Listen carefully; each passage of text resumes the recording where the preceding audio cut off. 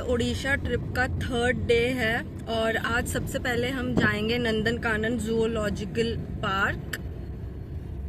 तो हम पहुंच गए हैं नंदनकानन जूलॉजिकल पार्क और आप साइड में यहाँ देख रहे हैं, इस वक्त अभी हम टिकट बुक कर रहे हैं यहाँ पे भी स्कैन करके।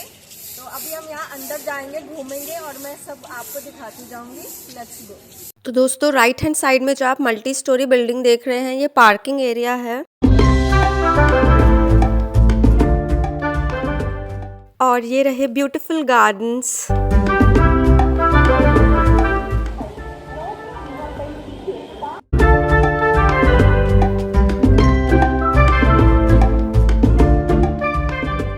तो ये रहा यहाँ पे हमारे सामने यहाँ का फुल लेआउट। तो दोस्तों ये हम आ गए हैं नंदनकानन जूलॉजिकल पार्क के एकदम मेन एंट्रेंस पे और अब यहाँ से हम अंदर जाएंगे। में प्लास्टिक बॉटल के यूज को रेस्ट्रिक्ट करने के लिए इस काउंटर पर विजिटर्स को 50 रुपीज पे करना होता है और उसके बदले में बॉटल पर चिप भी लगा दी जाती है और वापस लौटते टाइम विजिटर्स ये चिट दिखाकर अपने 50 रुपीज वापस ले सकते हैं। दोस्तों नंदनकानन पूरा कवर करने में हमें 4 से 5 घंटे लगते हैं क्योंकि ये काफ़ी बड़े एरिया में फैला हुआ है। तो जब आप ये घूमने आए तो अपने साथ कम से कम इतना समय लेकर ज़रूर आएँ।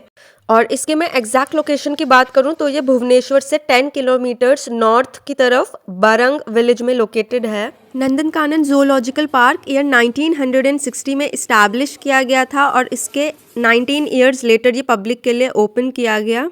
ये इंडिया का पहला जू है जो कि world association of zoos and aquariums का मेंबर बना। तो ये अभी इस वक्त हम एक्वेरियम में हैं। यहाँ पर टोटल 34 एक्वेरियाज हैं जिसमें लार्ज वैरायटी ऑफ फिशेस देखने को हमें मिलती हैं और ये देखकर मुझे काफ़ी मज़ा आया। बहुत ही तरह तरह की यूनिक डिफरेंट कलरफुल फिशेस मैंने देखी। दोस्तों मैंने ये जूलॉजिकल पार्क वॉक करते करते देखा था, हालांकि यहाँ पर जीप के थ्रू भी राइड अवेलेबल है तो आप वो ऑप्शन भी एक्सप्लोर कर सकते हैं। तो एक्वेरियम देखने के बाद फिर हम एनिमल्स देखने चल दिए और सबसे पहले हमने देखा वाइल्ड बियर।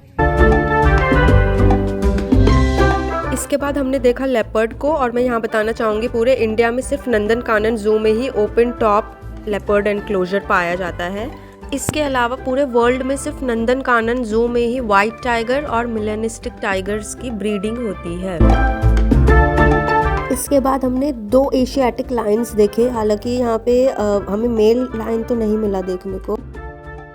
फिर हमने विजिट किया नॉक्टर्नल हाउस और यहाँ पर वो एनिमल्स रखे हुए थे जो कि रात के दौरान जो है एक्टिव रहते हैं और दिन भर जो है वो सोते हैं। तो यहाँ पे हमने couple of owls and cats देखी, हालांकि कुछ जानवर जो थे वो अंदर ही थे अपने घरों में।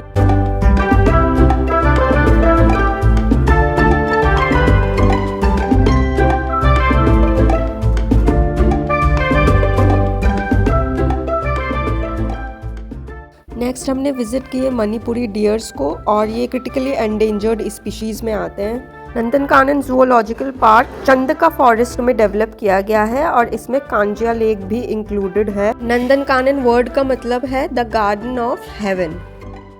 इसके बाद नेक्स्ट हमने विजिट किया फीमेल एलिफेंट को जिसका नाम बसंती था और बसंती यहाँ हमें ग्रीट कर रही है।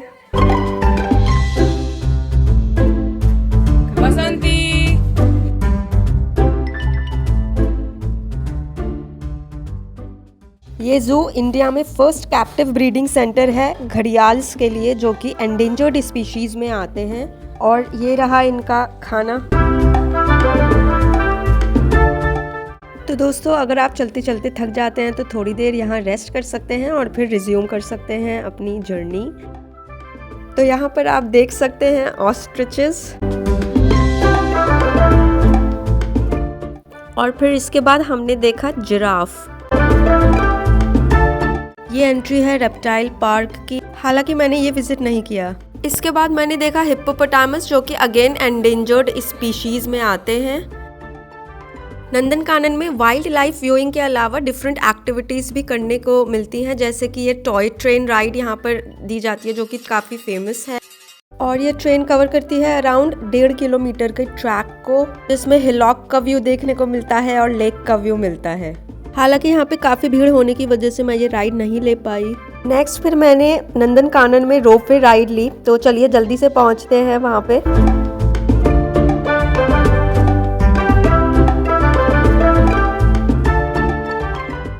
दोस्तों ये रोपवे कांजा लेक के अक्रॉस बना हुआ है और ये देखिए इसका एक ब्यूटीफुल नज़ारा लेक का।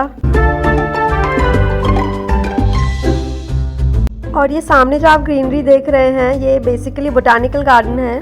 तो लेक क्रॉस करके हमें इस गार्डन का एरियल व्यू देखने को मिलता है।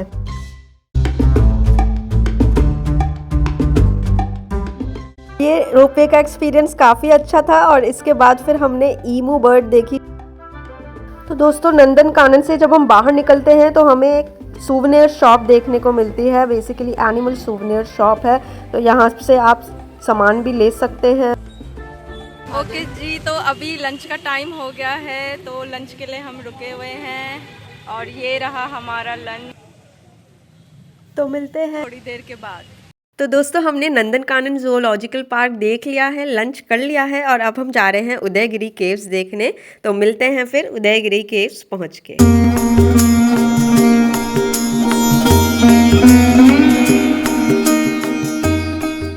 तो दोस्तों यहाँ पहुंचकर सबसे पहले हमें टिकट लेना होता है और वहाँ तक पहुँचने के लिए ये हमें मिनी मार्ट के थ्रू होकर हम जाते हैं।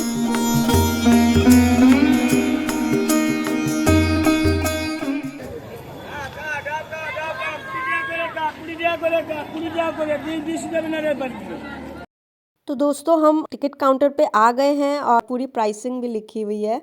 उदयगिरी केव्स को 2nd सेंचुरी BC में किंग खारवेला ने बनवाया था, जो कि मेघवाना डायनेस्टी के थे। और ये इस वक्त अभी हम केव नंबर 1 में हैं। ये रानी गुफा कहलाती है। इसकी दीवारों पर हमें human figures, wild animals, trees and royal scenes की कार्विंग्स देखने को मिलती हैं। उदयगिरी केव्स कुमारी माउंटेन पर लोकेटेड है और इन्हें जैन मॉन्क्स के लिए बनवाया गया था, उनके मेडिटेशन और रेस्टिंग पर्पस के लिए, जब वो जगह जगह घूम के प्रचार प्रसार किया करते थे। उदयगिरी केव्स में कुल 18 केव्स हैं।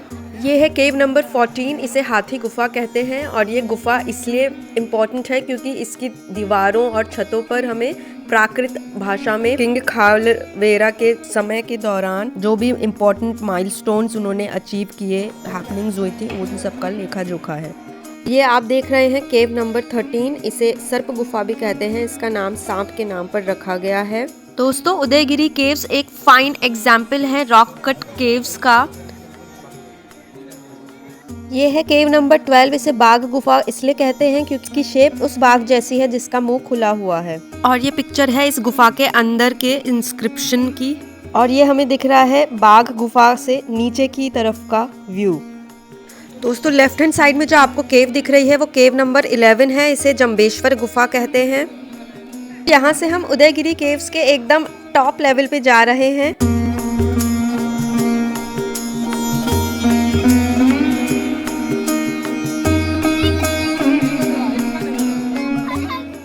और ये जो आप सामने सर्कुलर स्ट्रक्चर देख रहे हैं इसे अपसिदल चैत्य गृह कहते हैं, जो कि 2nd सेंचुरी BC के अराउंड जैन श्राइन हुआ करती थी।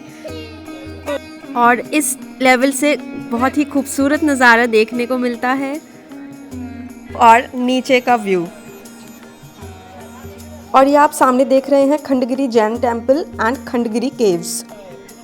यहाँ से नीचे जाने पर हमें और फिर छोटी छोटी गुफाएं देखने को मिलती हैं, जैसे ये है केव नंबर 16, दैट इज हरिदास गुफा।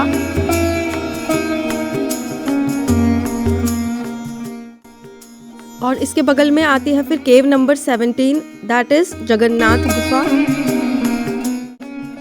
और ये है केव नंबर 18, रसोई गुफा। दोस्तों अब हम जा रहे हैं उदयगिरी केव्स की one of the important caves की तरफ, जो है केव नंबर 10, दैट इज गणेश गुफा। तो इस गुफा के एंट्रेंस पे हमें 2 रॉक कट एलिफेंट्स देखने को मिलते हैं और अंदर इसमें स्टोन के बने हुए गणेश जी हैं। हालांकि क्योंकि अंदर जाना इसमें अलाउड नहीं था तो वो मैं ले नहीं पाई। और ये आप यहाँ देख रहे हैं द्वारपाल। इस केव की वॉल्स पे हमें डिटेल्ड कार्विंग्स देखने को भी मिलती हैं। तो ये कुछ इंपॉर्टेंट केव्स हमने उदयगिरी केव्स में देखी और बाहर हमने ये अपने को हाइड्रेट करने के लिए नारियल का पानी पिया। इसके बाद हम चल दिए धौली शांति स्तूप देखने। दोस्तों धौली भुवनेश्वर से 8 किलोमीटर की डिस्टेंस पे एक छोटा सा टाउन है जो कि दया रिवर के बैंक्स पे बसा हुआ है। 3rd सेंचुरी में धौली कलिंग कहलाता था और यही वो जगह थी जहाँ पर फेमस कलिंग वॉर लड़ी गई थी मौर्यन एम्पायर के एम्परर अशोक और कलिंग किंगडम के राजा अनंत पद्मनाभ के बीच। और ये शॉप शांति स्तूप के रास्ते में बनी हुई हैं। इस युद्ध में अशोक द ग्रेट की जीत तो हुई, लेकिन युद्ध में हुए डिस्ट्रक्शन ने उनको अंदर तक कचोटा और फिर इसके बाद इसी धौलीगिरी में अशोक ने हिंसा को पूरी तरह से त्याग दिया और बुद्धिज्म को अपना लिया। तो अभी हम इस वक्त आए हुए हैं शांति स्तूप में, आप मेरे पीछे देख सकते हैं। धौली शांति स्तूप को ईयर 1972 में जापान बुद्ध संघ एंड कलिंग निपिन बुद्ध संघ ने बनवाया था as a symbol of peace. और ये है कलिंग वॉर मेमोरियल जिस पर बुद्धा का कोट लिखा हुआ है which states peace comes from within, do not seek it out. इस स्तूप के गैलरीज एंड कॉरिडोर्स से हमें सिटी और नेचुरल व्यू दोनों देखने को मिलते हैं।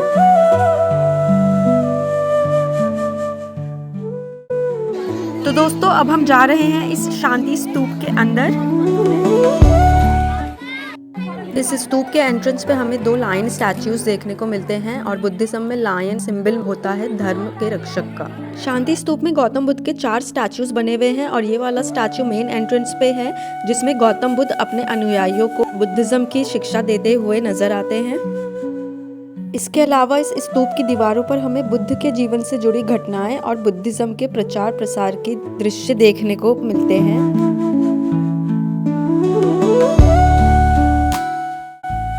और ये स्टैचू है गौतम बुद्ध का आत्म समाधि में। ये स्टैचू है गौतम बुद्ध का जहाँ पे वे ब्लेसिंग्स दे रहे हैं। और यहाँ हमें बुद्ध दिखाई देते हैं बोधि वृक्ष के नीचे जहाँ पर उन्हें आत्मज्ञान और आध्यात्मिक ज्ञान की प्राप्ति हुई थी। और यहाँ हमें सम्राट अशोक धौलीगिरी पर्वत पर कलिंग युद्ध के बाद हिंसा को त्यागते हुए अपनी तलवार गौतम बुद्ध को सौंपते हुए दिखाई देते हैं। और ये स्टैचू है गौतम बुद्ध का आध्यात्मिक ज्ञान की मुद्रा में। हम लोगों ने शांति स्तूप घूम लिया है और अब चाय का टाइम हो गया है। मिलते हैं फिर चाय पीने के बाद। तो दोस्तों हम वापस भुवनेश्वर सिटी में आ गए हैं और ये बिल्डिंग जो आप देख रहे हैं ये है डिस्ट्रिक्ट कोर्ट। अभी हम चाय वाय पीने के बाद अब आए हैं यहाँ के लोकल मार्केट, तो चलिए घूमते हैं। दोस्तों जब आप भुवनेश्वर आए तो यूनिट 2 मार्केट ज़रूर विजिट करें क्योंकि यहाँ पर आपको हर प्राइस रेंज में जो है सामान आसानी से मिल जाता है। ये सेक्शन जो है थोड़े लो प्राइस रेंज वाला है।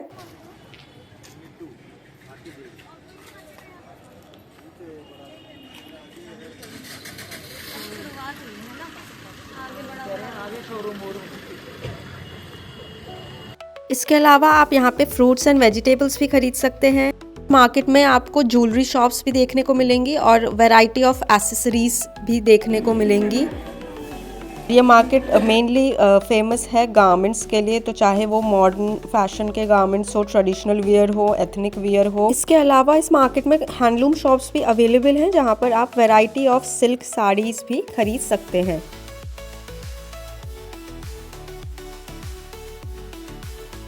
हमने मार्केट घूम लिया है और अब डिनर का टाइम हो गया है, तो अब उसके लिए हम जा रहे हैं रेस्टोरेंट में ओडिया खाना खाने।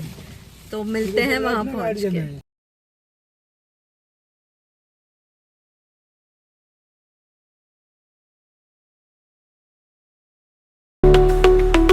दोस्तों भुवनेश्वर सिटी की जो सबसे अच्छी बात मुझे लगी वो है यहाँ की क्लीनलीनेस। आपको कहीं भी यहाँ पे गंदगी दिखाई नहीं देगी। तो दोस्तों हम पहुँच गए हैं उड़ीसा होटल में और अगर आपको ऑथेंटिक उड़ीसा कुजीन ट्राई करनी है so this is the place. सामने यहाँ फूड सर्विंग की प्रिपरेशन हो रही है और यहाँ की एम्बियंस की मैं बात करूँ तो मुझे काफ़ी अच्छी लगी। आप यहाँ पर उड़िया म्यूज़िक भी एंजॉय कर सकते हैं। हम थोड़ा टाइम पे जल्दी आ गए थे तो इसलिए अभी यहाँ पर भीड़ नहीं है उस तरह से। हम 7:30 पहुँच गए थे और यहाँ पे डिनर जो है 8 बजे से मिलना शुरू होता है। और ये रहा यहाँ का डिटेल्ड मेन्यू कार्ड और इसमें जिन डिशेस के आगे पॉइंटर्स लगे हुए हैं वो यहाँ की लोकल स्पेशलिटीज़ हैं।